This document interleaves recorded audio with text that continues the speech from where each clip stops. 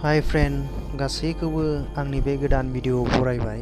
आं दिनै ब्लग लाबोआखै, अब्लाबो आं गुबुननि भिडिअखौनो एसे दिन्थिनो सानदों नोंथांमोननो।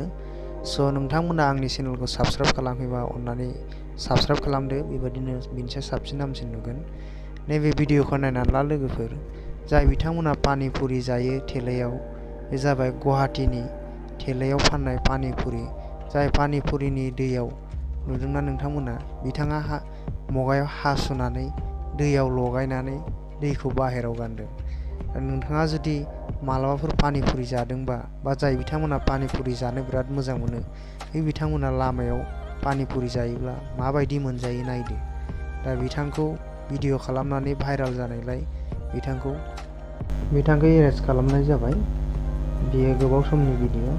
आरोबाव जों गोबाङानो गोरान काटा रस जानो मोजां मोनो, जायखौ जायो जों साहाजों सोमनानै।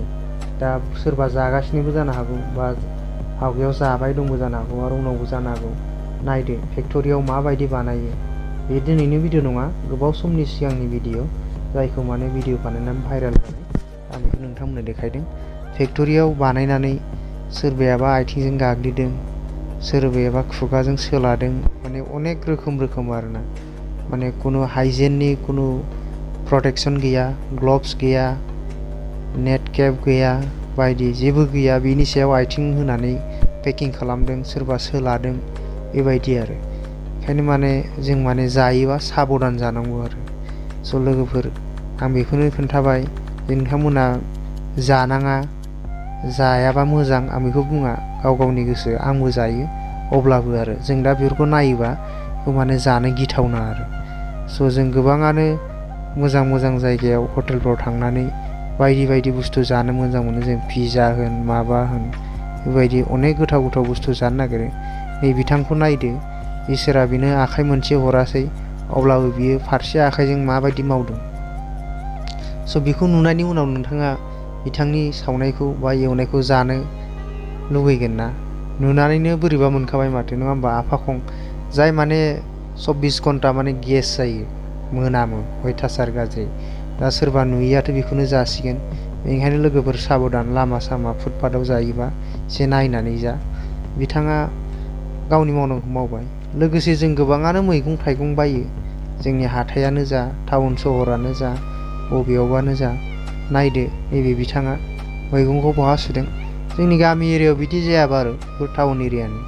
दा बिथाङा जोंथ' टाउनाव मोनसे ड्रेन थायो, सिटिफ्राव, टाउनफ्राव, जोंनि गामिफ्रावबो थासै दखान दला बायदि। मोनसे सहरफ्राव, टाउनफ्राव, सकफ्राव जोंथ' ड्रेन थायो। 24 घन्टा बैनि लेथ्रा दै बोहैयो। बे दैयावनो बिथाङा मैगंखौ सुगासिनो माने। दा बिथांनि मैगङाव बेसेबां लेथ्रा दं बेखौथ' मिथिला। दा बिथाङा लेथ्राखौ सुनो थाखाय लेथ्रा दैयाव सुबाय। थ' बेबायदि मैगंखौ जों बायनानै जायोबा, जों दा नायोबा बेखौ फ्रेस नुसिगोन, मोजां नुसिगोन। नाथाय बेखौ जों जुदि सोरबाया मोजांसो सुवालासिनो जानोसै, बेबायदि साननाङा आरो। ओंखायनो हाथाय बाजारनि मैगंखौ लाबोनानै जायोबा सिगांग्रो जोङो दैयाव सोमहाबनाया मोजांसिन आरो। स' नोंथांमोननि साननाया मा? कमेन्टआव खोन्थाहरदो। आंनि साननायबा बेबायदि। स' नोंथांमोननि रायखौबो होदो। पानि पुरि जायो जोङो, गोथाव जों भाजि भुजि जायो।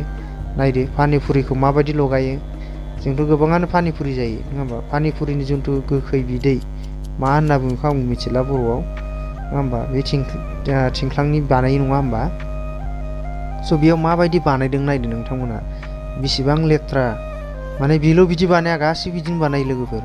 स' आखाइखौबा सुदोंना सुवाखै लागायदों आरो एरनाया, बेबायदि आरो। स' बेबायदि बानायनानै ओमफ्राय जों बेखौनो होसिगोन आरो। जानाया जोबोद गोथावनो। बांसिन सिख्लाफ्रानो जायो। नै बिथांखौ नायदो, पानि पुरिखौ आखाइखौ सुनो दरखारानो गैया, उनथिं खनसे सिगांथिं खनसे एरलाबानो सुनाय जायो माने। स' लोगोफोर, बेबायदि गोबां लामा सामानि पानि पुरिया मिथिया असिया जानाया मोजां नङा आरो।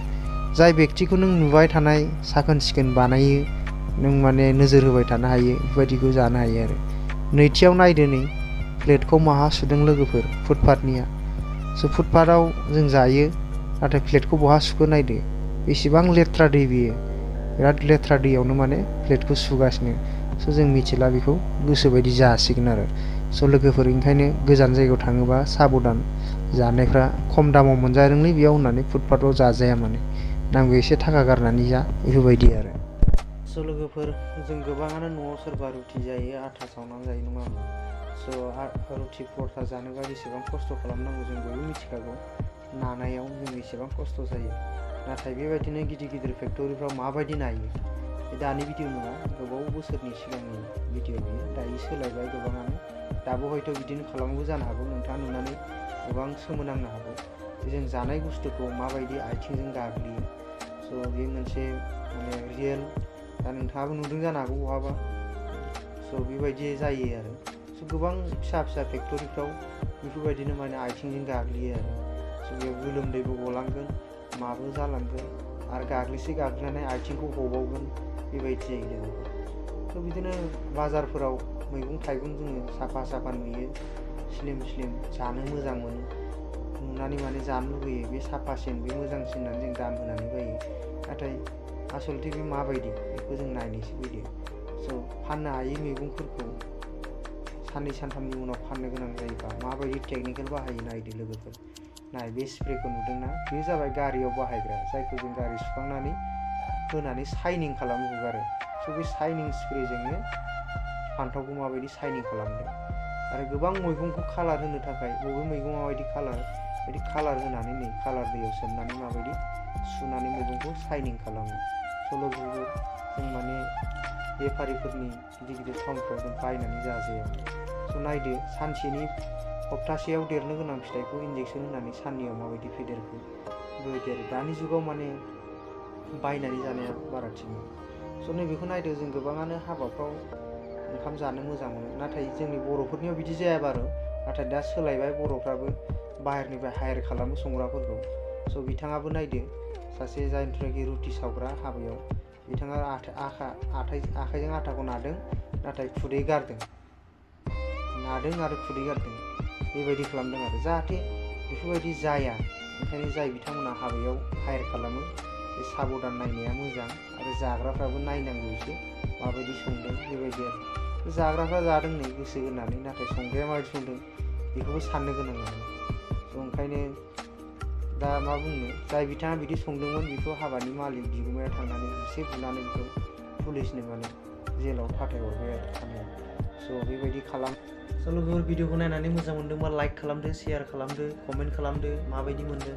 लोगोसे गोदानबा चेनेलाव साबस्क्राइब खालामदो, जाहाथे आरोबाव बेबायदि बेनिफ्राय साबसिन आं भिडिअ लाबोनानै नोंथांमोननो दिन्थिनो हायो। आरो आं गिबि भिडिअ आपल'ड खालामबा जाहाथे नोंनाव बयनिफ्राय सिगां नटिफिकेसन थाङो, बेनि थाखाय नटिफिकेसनखौ अन खालामनानै लादो।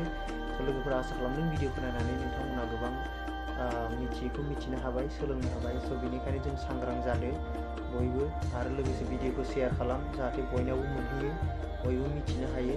स' लोगोफोर, आरो खनसे आं रिकुवेस्ट खालामबावो, अन्नानै चेनेलखौ साबस्क्राइब खालामदो, लाइक खालामदो, शेयार खालामदो, कमेन्ट खालामदो। दिनैनि थाखाय एसेयावनो दोनथ'बाय। टेक केयार, बाय बाय।